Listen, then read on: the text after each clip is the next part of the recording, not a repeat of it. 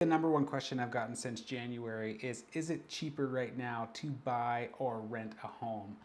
And I'm going to tell you right now, don't click off the video after this, but I'm going to tell you the answer right now is it depends.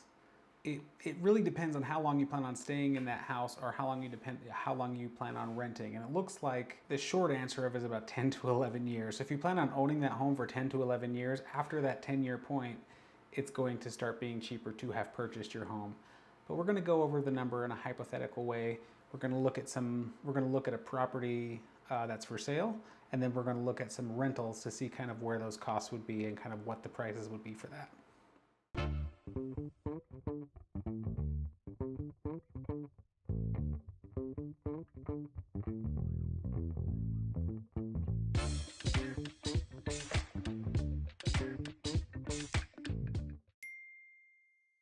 So I went to www.calculator.net and got a buy versus rent calculator, which actually is pretty handy dandy because you just put in all the numbers. So we're going to find a listing.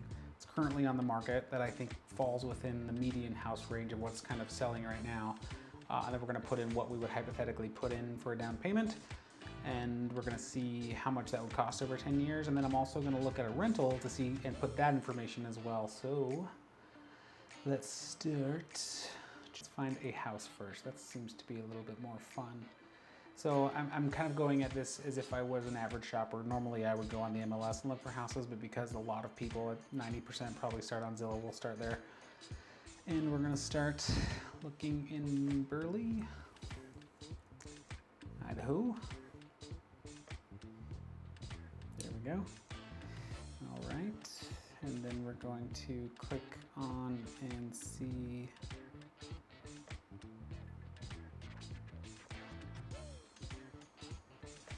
we're going to look for sale, and we're going to average 3-bedroom, 2-bath. That way we can do apples for apples when we're looking for rentals. So 3-bedroom, 2-bath.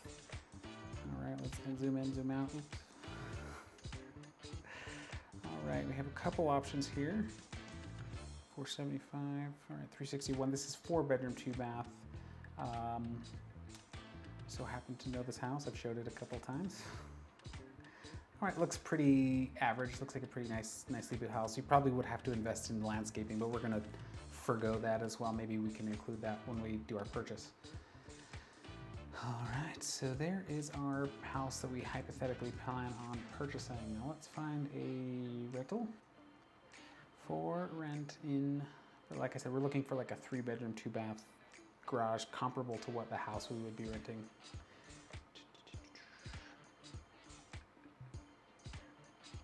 All right, apartments for rent in that area code. Looks like there's a 2-bedroom, 1-bath for $1,400. That's not gonna work. 1-bedroom, not gonna work. All right, here's these condos. I think this would comparable, $2,000 a month, 3-bedroom, 2.5-bath, 1,500 square feet. So it's equal, close to square footage. So there is, so I'm gonna, it's listed for 361, but I'm gonna say hypothetically we get it for 350. We have a 3.5% down. Like I said, we got a little bit towards closing, so I'm gonna put 0.5% towards closing. Property tax about 1.5 with a raise of 3% a year, sure. Home insurance is $1,200 a year, but I think we're just gonna average about $1,500 a year just to be safer. Does it have an HOA? Yes, it has a $100 a month HOA fee. So let's put that in there. All right, well not $1,000, $100 HOA fee, maintenance costs, appreciation, selling closing costs would be, I guess, the money it would cost for you to sell. All right, so our rent was $2,000 a month, rental increase 1% a year. That sounds about right. All right. There we go. So it looks like in the initial cost, it is counting that down payment at 3.5%, so that's why it's larger. But 11.2 years, it's cheaper. Buying is cheaper if you do 11.2 years. Other than that, renting is cheaper. But when we look at this chart a little bit closer, we see the first year your monthly payment is $4,323. So I do believe that includes the down payment cost, which may or may not have been saved, but they're counting that as a monthly. And annually, just for housing would be $51,000. So again, that also includes, and I can tell you just off the top of my head that the latest census information, That is not the average annual income for someone who lives here. So keep that in mind, because that's just a housing cost. You still are gonna have to buy eggs. You're still gonna have to get Beyonce tickets. You're still gonna have to live. Car payment. I've recently seen and heard that people have like $1,300, $1,000 car payments. So those costs are not going anywhere. This is just housing costs. Well, your monthly rental cost is only $2,044. That includes renter's insurance, and so your annual cost is only $24,000, which sounds like that might be cheaper. Which is not great news for me as a real estate agent, but I mean, facts are facts. To answer this question in short, or to really kind of get to the bottom of the situation, you really have to look at your specific needs as to what you want.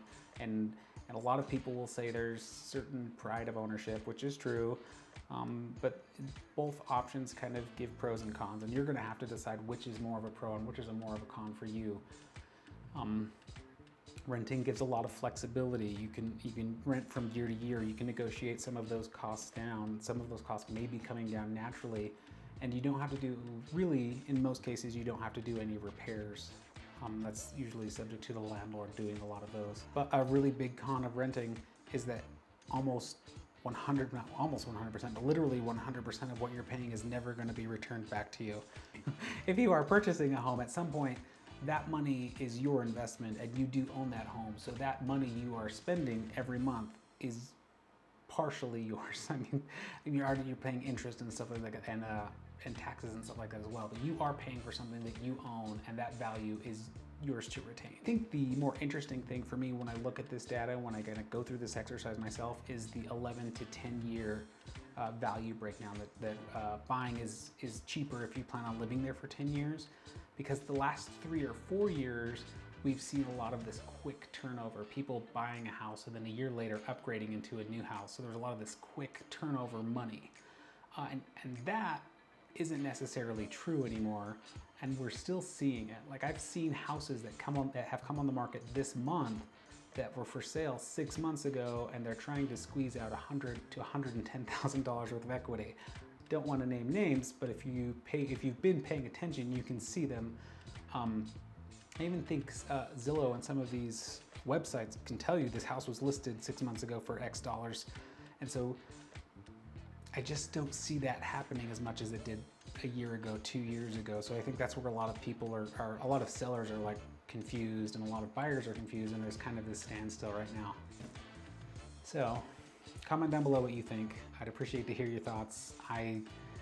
Real estate is always a moving market, and it's a people business, so hearing from what people think is almost more important than the data. Dare I say that? All right, thanks guys. Talk to you soon.